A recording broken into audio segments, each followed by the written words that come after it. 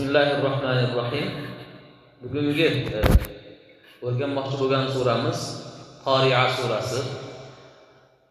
Qori'a surasi shunaqa bir ajoyib suraki, buning dastlabki oyatlarida qiyomat haqida so'z boradi. Dastlabki oyatlar qiyomat haqida, qiyomatda insonlarning holati qanday bo'lishi haqida, nafaqat insonlar balki mana yerni muallaq ushlab turadigan, ya'ni muvozanatda to'g'ri holatda aylanishini ta'minlab beradigan tog'larning holati ham qanday ekanligi haqida. Undan keyin mu'min inson qanaqa bo'ladi-yu, mu'min bo'lmagan inson qanday holatda bo'ladi, shular haqida so'z yuritiladi bu surada. Alloh taolaning uslubi, sunnati shuki, avval qo'rqitib, bir qancha qo'rqitib, ehtiyotkorlikka chorlab turib, undan keyin shu ehtiyotkorlik qilgan insonlarni holi qanday bo'ladi-yu, Alloh taolaning aytganini, buyrug'ini qilmaganlarning holi qanday bo'ladi, shu haqida doimo uslubida oyatda shunday bayon qiladi. Bismillahirrohmanirrohim. Al-qari'atu mal-qari'a va ma adraka mal-qari'a. Qori'a. Qori'a nima u? Ey Muhammad alayhisalom, qori'a nimaligini sizga nima bildirdi? Bilasizmi qori'a nimaligini?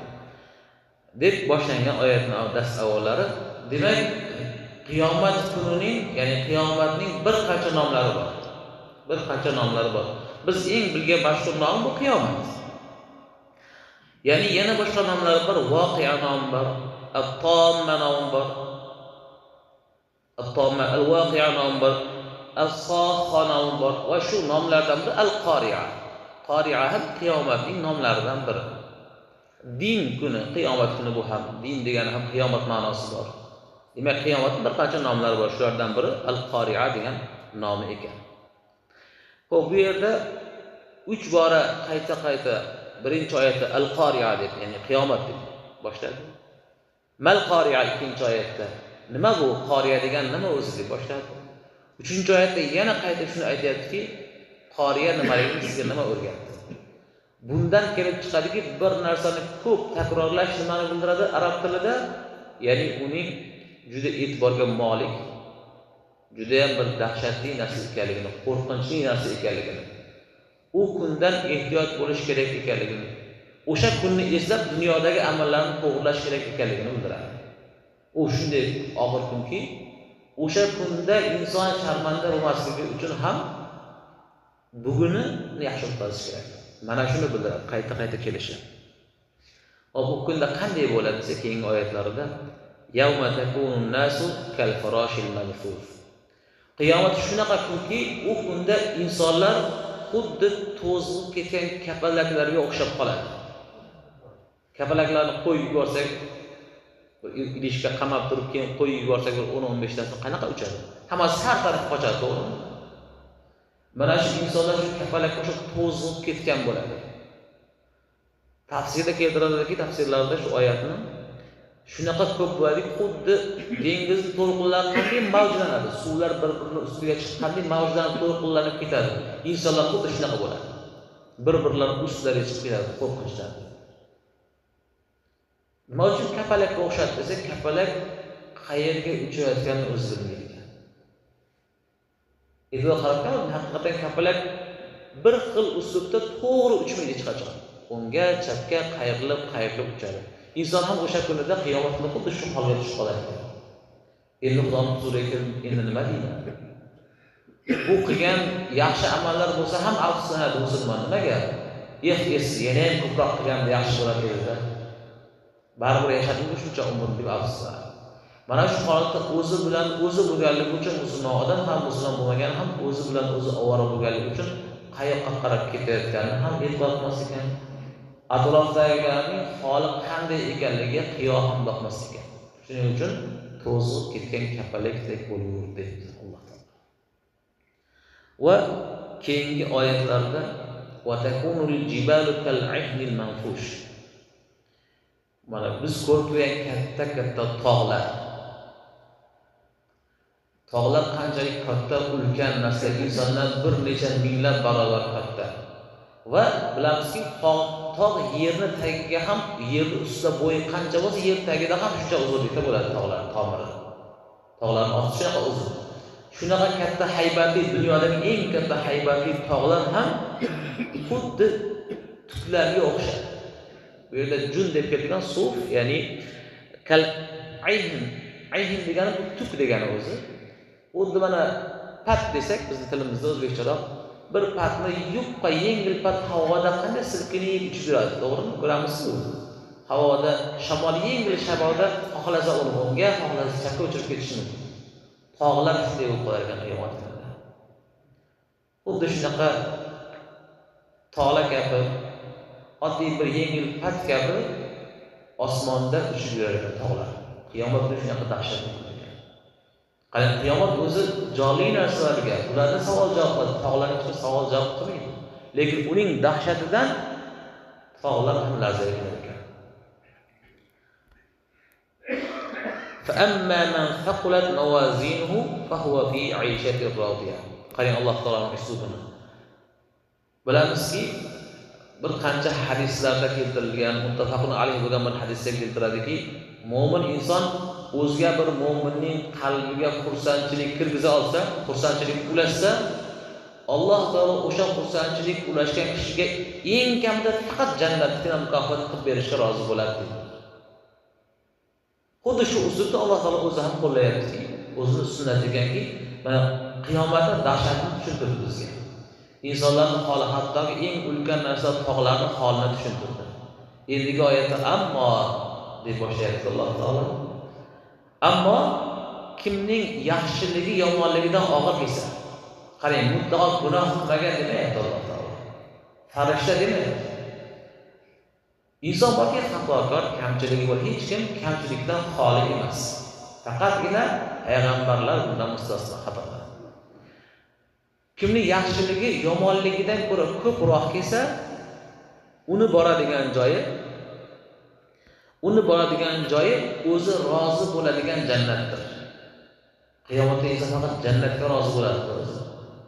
Kim jahannamga kirishga rozi bo'ladi? Albatta hamma jannatga kirishga rozi. O'zi rozi bo'ladigan, ya'ni uni rozi qiladigan ne'matlar to'kis bo'lgan, Alloh taoloning jamolini ko'radigan, Alloh taoloning rahmatida abadiy yashaydigan jannatda bo'ladi dedi Alloh taolo. Aynan mana shu joyda ulug' bobolarimizdan biri mutasavvif olimlardan Sofolday hazratlari aytadilarki, Sabotul Ojizin asarida mana shu qiyomat, qabrdagi rohat, qabrdagi jannatni ko'rib yotish, qiyomatdan keyingi jannatlar haqida sifatlaganda aytadilarki, ko'ngilda g'ussa qolmas chigitdek. Bilamiz, paxtani chigiti kichkina narsa. Inson ko'nglida chigitdek ham g'am g'ussa qolmaydi, agar u solih bo'lsa. Ikkinchi qadar undan ham qiziqroq, yotursa yangi uylangan yigitdek. Qarang. Demak, yangi uylangan yigitda nima g'am bo'lishi mumkin? Unda faqat xursandchilik bo'ladi. Xuddi shunday qabrning rohati haqida, jannatning rohati haqida shunday sifatlagan ekanlar. Alloh taolo ham mana shu oyatda aynan shularni ifoda qilmoqda. Endi bizning dinimiz ham umid, ya'ni Alloh taolodan umid qilish, ham qo'rqinch, xavf va rajo deymiz, ham umid ham qo'rqinchni ustiga bino qilinganligi uchun ham Alloh taolo oxirgi oyatlarda marhamat qilyapti. Wa amma man khaffat mawazinuhu fahuwa fi fa ummuhu hawiya. Ya'ni endi kimniki yomonliklari ko'p bo'lsa, Alloh subhanahu yomonliklari ko'p bo'lsa deganda aynan mana shu yerda mufassir olim ham keltiribdilarki, yomonligi ko'p kim bo'lsa u kofir bo'ladi. Kofir odam nazarda tutilgan demoqdalar mufassir olim Muhammad Ali Sobuniy hazratlari. Chunki musulmon odamlar mana namozlarimiz bir-biriga peshindan asrgacha, asrdan shomgacha bo'lgan vaqtlar orasida namozlarimiz, tahoratlarimiz bilan oxiriga kaforat bo'ladi. Har kuni istig'forlar aytamiz, salovatlar aytamiz, Allohga tavba qilamiz. Inshaalloh hamma gunohlarimiz kechiradi Alloh taolo. Modomiki shirk bo'lmasdan hammasini Alloh taolo kechiradi. Shu e'tibordan bu yerda gunohi og'ir deganda kofirlar deb aytyaptilar. Bu ularning boradigan joyi qayerda? Ularning boradigan joyi jahannamdir. Alloh subhanahu. Haviya degan joy. Haviya bu jahannamning nomlaridan bir nom ekan. Va ma adraka ma hiya narun hamiya. Bu haviya deganni Rasululloh sizga nima bildirdi nimaligini? Nima bu haviya?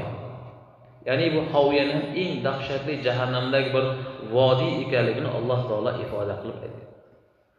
Ya'ni kim haviya shunday bir joyki, uning issiqligining, haroratining chegarasi yo'q. Mana bizning yurtimizda 40 gradusdan issiq o'tsa qanday chidaymiz? Uning chegarasi bor, 40, 50, 60 chegara bor. Chegarasi yo'q. Demak, eng issiq olovi, eng shiddatli joy haviya ekan.